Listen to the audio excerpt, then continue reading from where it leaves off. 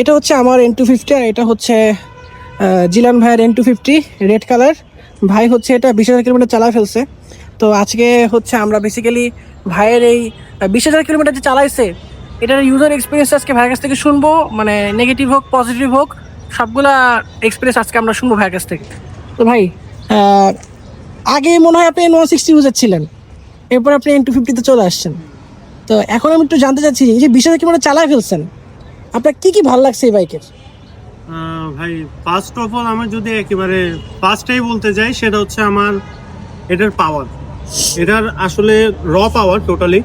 So আমি maximum টাইমে আমি হচ্ছে হাইওয়েতে রাইড করি, সো আমার কখনো পাওয়ার ল্যাগ ফিল হয় নাই। আর যে কোনো সময় আমি যদি চাই যে আমার মানে যেটা বেসিক্যালি হাইওয়েতে দরকার ওভারটেকের সময় যে আমার হচ্ছে ইনিশিয়াল পাওয়ারটা, সো এটা আমি কখনোই ল্যাগ ফিল করি না। আর এটা আমি যখনই ইনিশিয়ালি মানে পুল আপ করি তখনই এটা খুব ফাস্ট রেসপন্স করে।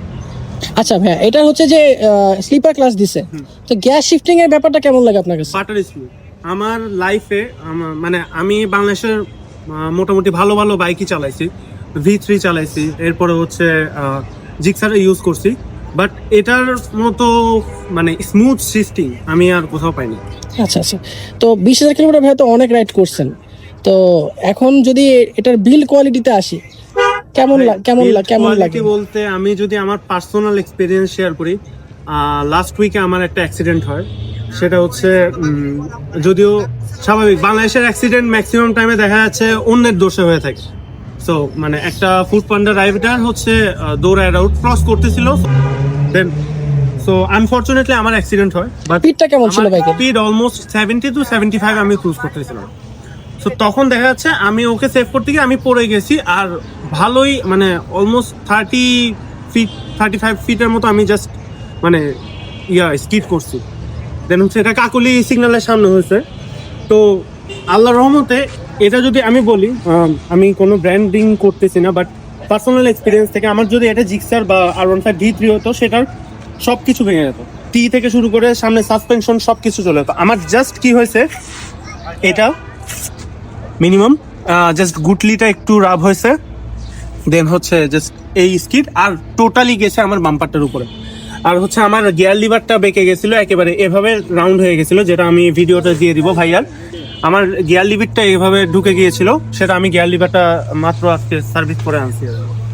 তো ভাই এটার বিল্ড কোয়ালিটি, পালসার মানে মানে জাস্ট ম্যানলি ভাইবস, অ্যান্ড এটার বিল্ড কোয়ালিটি আমি বলবো যে এক কথায় অসাধারণ।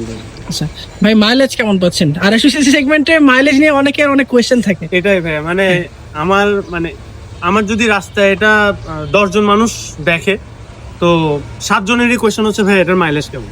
তো আমি একটা কথা বলতে চাই, আমি যদি পাওয়ার কনসিডার করি তো আমার মাইলেজ দেখতে হবে, আর মাইলেজ কনসিডার করলে আমি পাওয়ার পাবো, ঠিক আছে? সো সেই ক্ষেত্রে আর এটার মাইলেজ আমি যখন ফার্স্ট টাইম নিয়েছিলাম তখন হচ্ছে সিটিতে আমি 32 34 এরকম করে পাইতাম, বাট বাংলাদেশে এখন হচ্ছে হাইওয়েতে বেশি। এটা হচ্ছে ইন্টারেস্টিং, বাট এটা আমি নিজে পাইছি। আমার যখন ব্রেকিং পিরিয়ড ছিল আমি চিরং গিয়েছিলাম এটা নিয়ে, সো আমি 41 পর্যন্ত পেয়েছিলাম।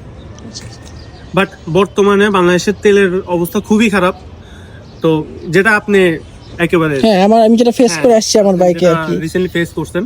তো এটার জন্য আমি এভারেজ 27 সিটি 28 ম্যাক্সিমাম হয় না, 27 এর ভিতরে থাকে, 26 27 এরকম থাকে। আর হাইওয়েতে আমি 34 35 ম্যাক্স 35 এখন খুব পাওয়াটা রেয়ার। আচ্ছা ভাই, যেহেতু 20,000 কিলোমিটার চালাইছে, একটু দর্শকদেরকে দেখাই, অনেকে হয়তো বিলিভ করবেন না যে কত কিলো চলছে, তো পাবলিকদের দেখানোর জন্য একটু দেখাই যে অ্যাকচুয়ালি কত কিলো চলছে। এটা এই যে 20,770 কিলো, মানে বাইকের এখনো দেখেন এখনো নতুন মতো লাগতেছে বাইকটা। আচ্ছা, মোটামুটি তো শুনলাম যে কোন কোন দিকগুলো ভালো। এখন আপনি মনে হয় টায়ার চেঞ্জ করছেন? হ্যাঁ, পিছনে মারাতে লাগে, মারাতে লাগানো, মানে দেখতে ভালোই লাগতেছে।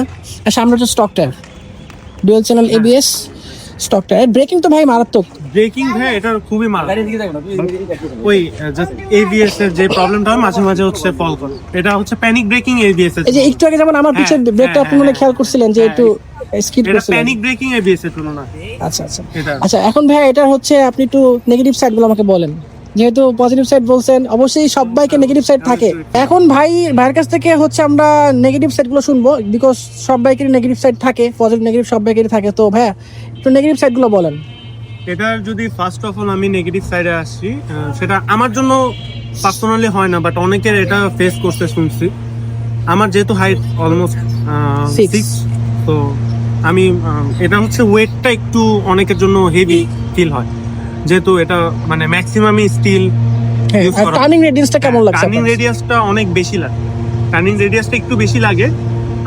ফার্স্ট অফ অল ওয়েট গেল, সেকেন্ড হলো টার্নিং রেডিয়াস, থার্ড পয়েন্ট হচ্ছে আমি হাই স্পিডে যেটা ফেল করছি, হাই স্পিডিং এ এটা 120, 25, 30 পর্যন্ত ইজিলি হ্যান্ডেল করতে পারে। বাট এরপরে হচ্ছে হ্যান্ডেলটা ওয়েবলিং শুরু, প্রচুর ওয়েবল করে। এটা মানে ন্যাকেড বাইক, এটা স্বাভাবিক করবে, বাট এটা আমার কেন জানি একটু বেশি মনে হচ্ছে। আর থার্ড হচ্ছে আমি যখন জ্যামের ভিতরে থাকি তো ইঞ্জিন নকিং করে, ভালো পরিমাণে ইঞ্জিন নকিং করে। আর হচ্ছে আরেকটা জিনিস, এটা হায়ার সিসিতে থাকবেই, সেটা হচ্ছে আপনার ভাইব্রেশন। এটা যখন আপনি লো আরপিএম এ চালাবেন তখন আমি ভালো ভাইব্রেশন ফিল করি। তো যাই হোক ভাই, থ্যাংক ইউ সো মাচ।